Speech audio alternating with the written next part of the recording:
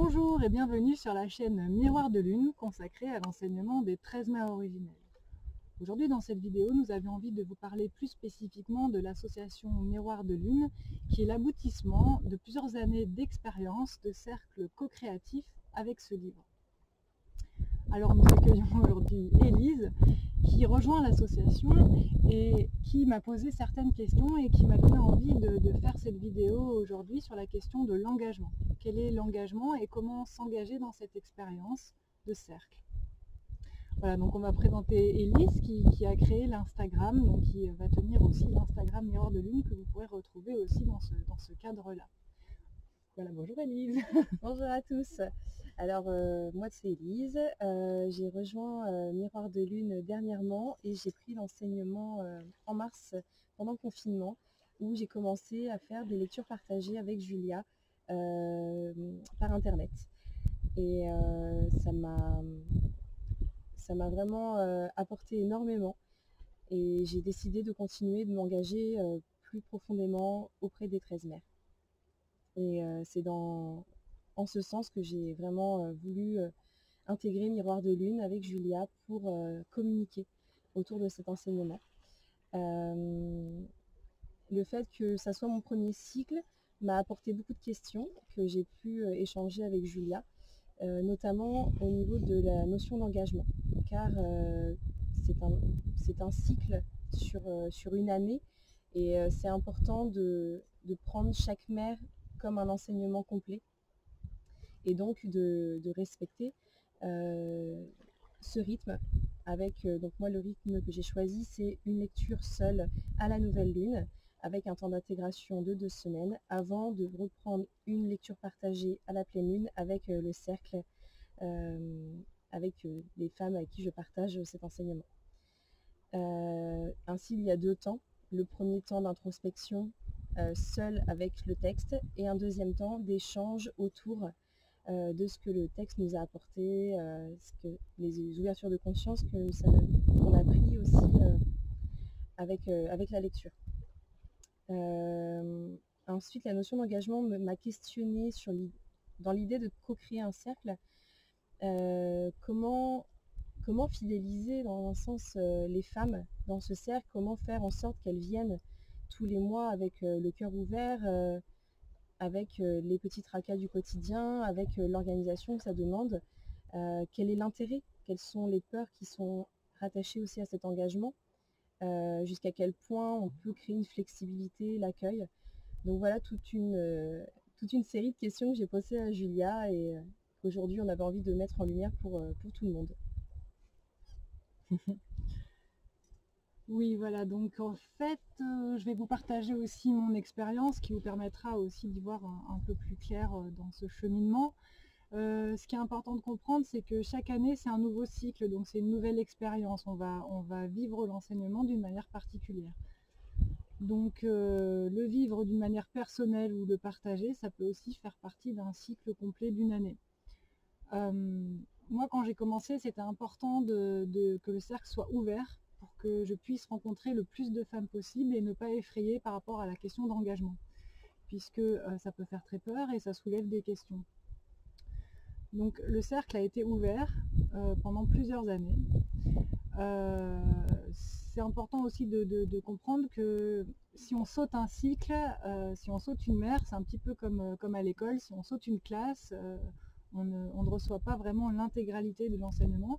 Donc on peut avoir envie les premières années de le vivre de façon plus légère et puis une année plus en profondeur. C'est vraiment un cheminement intérieur. Dans mon cas, dans le cercle que j'ai créé, j'ai ressenti vraiment le besoin une année de le faire vraiment avec un engagement plus profond avec mes sœurs et je l'ai posé. Ça a soulevé des grandes vagues de questionnements et de peurs vis-à-vis d'autres femmes qui avaient des peurs vis-à-vis de l'engagement et de la liberté. Moi je leur ai dit, voilà, vous pouvez continuer vous à vivre l'expérience de façon libre et légère comme vous le faites. Moi personnellement je vais aller plus en profondeur. Et certaines sœurs m'ont suivi dans cette expérience plus en profondeur et d'autres ont fait leur chemin d'une autre façon. Donc on est vraiment libre de vivre comme on le souhaite. Voilà, mais peut-être qu'au bout d'un moment, quand on a envie de le vivre en profondeur, nous allons vers l'engagement. Ce que je peux dire aussi par rapport à la question de l'engagement, parfois on peut être pas forcément en bonne humeur, être mal, être pas bien, avoir pas envie de partager ou pas forcément se montrer sous un beau jour. Donc c'est important de savoir que c'est un enseignement dans lequel on pose le masque, on se met à nu. Et des fois on peut être mal et puis venir sans avoir la joie ou avoir envie de partager. Et finalement repartir recharger et avec la mère et se dire j'ai bien fait de venir parce qu'il y avait des choses à régler et à comprendre avec mes sœurs. Sur ça peut-être que tu as quelque chose que ça te fait rebondir ou réagir. Ça me fait penser à une des mères où en effet je n'avais pas pris le temps de faire la lecture seule avant la lecture partagée. Et il se trouve que pendant la lecture partagée, du coup, ça a engagé une discussion beaucoup plus personnelle avec une des sœurs, ce qui m'a en fait déconnectée du groupe intégral. Alors que si en effet j'avais fait ma lecture propre de mon côté, les prises de conscience se seraient faites en amont et pas pendant la lecture. Donc ça c'est vraiment quelque chose que j'ai vu et que je ne répéterai pas. D'où vraiment la phase d'introspection qui me semble hyper importante. Oui, c'est ça, le texte est relativement dense. Beaucoup de gens vont vouloir le lire avec le mental, tout comprendre. Voilà, et je crois que ça demande aussi d'avoir un petit peu de légèreté vis-à-vis de ça, de lire l'enseignement pour soi d'abord dans son introspection pour vraiment comprendre son incandescence, et ensuite pouvoir être plus libre sur le temps de partage avec les sœurs dans lequel on est moins dans le mental et plus dans la célébration. Je sais que personnellement, entendre mes sœurs dire le texte amène une énergie de synchronisation dans le cercle que j'aime beaucoup, et je suis contente de pouvoir connaître en amont l'enseignement pour pouvoir mieux le partager aussi avec mes sœurs sur des problématiques spécifiques que ça soulève et qu'on peut partager ensemble. Voilà, alors est-ce qu'il y avait d'autres questions? Alors moi c'était vraiment la notion d'engagement, le fait de... quelque chose qui m'a bloqué au départ, c'était vraiment de dire je m'engage chaque mois à participer au cercle avec mes sœurs. C'est quelque chose qui dans mon esprit était très difficile à concevoir, puisque voilà, je me disais mais si un mois je ne suis pas disponible, et si un mois j'ai pas envie, et en vrai c'est vraiment cette discussion qu'on avait avec Julia qui a levé ces peurs au final, qui ne sont que des peurs du mental. Parce qu'en vrai, avant qu'on pose la notion d'engagement, je m'étais déjà engagée depuis le mois de mars et je n'ai raté aucun cercle depuis le mois de mars. Donc voilà, c'était vraiment le fait de poser la notion d'engagement qui m'a effrayée. Mais en vrai, c'est un tel bonheur chaque mois de traverser cet enseignement-là accompagné et soutenu par des femmes en qui on a confiance, en qui on peut se sentir en sécurité et montrer notre vulnérabilité, que la notion d'engagement s'efface au profit de la notion de temps pour soi. Et c'est vraiment comme ça que j'aime le concevoir. C'est un temps pour moi et mon évolution personnelle.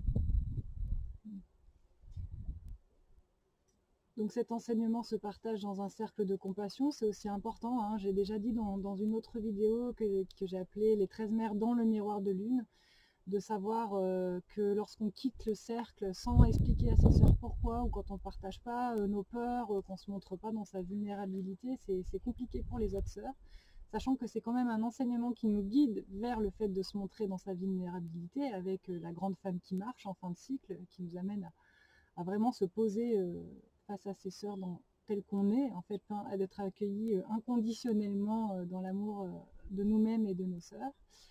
Ce que je voulais aussi poser comme dernier point important, c'est par rapport à la notion d'argent et l'engagement. Je pense que quand il n'y a pas d'idée d'argent dans le cercle, et que c'est simplement venir pour soi et s'engager pour soi et avec ses sœurs, amène une dimension supérieure dans le fait de se découvrir soi-même. Comment je pourrais dire ça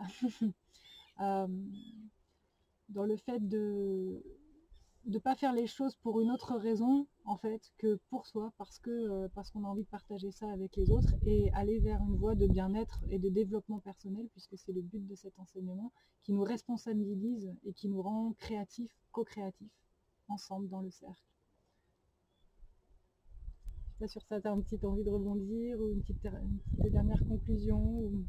Pour la conclusion, moi, ce que m'a beaucoup apporté cette discussion qu'on a pu avoir avec Julia au sujet de l'ouverture, de l'engagement, c'est que mon idée de l'engagement était assez restrictive, alors que l'idée de co-créer un cercle avec d'autres femmes, en fait, c'est un engagement d'amour. Et c'était comment dire, c'était la notion de liberté dans la façon dont on crée ce cercle. Et voilà, le fait que Julia m'a expliqué qu'en fait son cercle avait évolué au fil des années, ça m'a libérée dans l'idée, puisque moi c'est mon premier cercle, mon premier cycle, et cercle d'ailleurs. Et en fait c'était vraiment de s'autoriser dans un premier temps à commencer sur un cercle ouvert, c'est-à-dire que les femmes viennent ou pas, voilà, avec vraiment la notion de choix. Bien que personnellement je trouve ça important de formuler le pourquoi je viens pas ou le pourquoi je reste silencieuse, c'est vraiment important. Mais par contre qu'il y ait ce choix, et au fur et à mesure du temps, quand vraiment l'envie d'approfondir l'enseignement se place, à ce moment-là de créer un cercle beaucoup plus engagé et plus avec des règles un peu plus fermées. Donc ça c'est quelque chose qui m'a beaucoup libérée en termes de pression que je pouvais me mettre. Et au final l'idée c'est de créer avec le cœur et dans l'envie de partager. Et à partir de là ça se fait tout seul, et les sœurs viennent se joindre au mouvement. Et c'est vraiment ça qui est beau à voir et à observer chaque mois. Merci Julia pour tout ce que tu m'as partagé. Merci. Et surtout, comme je l'ai déjà dit, écoutez votre intuition, faites-vous confiance. C'est vrai que la peur, ça soulève des peurs, mais ça fait partie de l'enseignement. Et quand vous rencontrez des femmes autour de vous, que vous sentez vraiment dans votre cœur, osez leur proposer de vivre cette expérience ensemble, voilà, de façon ouverte une première année, sans restriction, et vous créerez vous-même votre cercle avec vos propres codes, vos besoins respectifs à chacune de vos sœurs. Voilà, je remercie aussi ce lieu magnifique, Plougastal. Nous sommes sur un lieu très ressourçant en lien avec la mer, l'énergie de la mer, de l'océan. Je vous remercie et puis on se retrouvera dans d'autres vidéos pour de nouvelles aventures. À bientôt.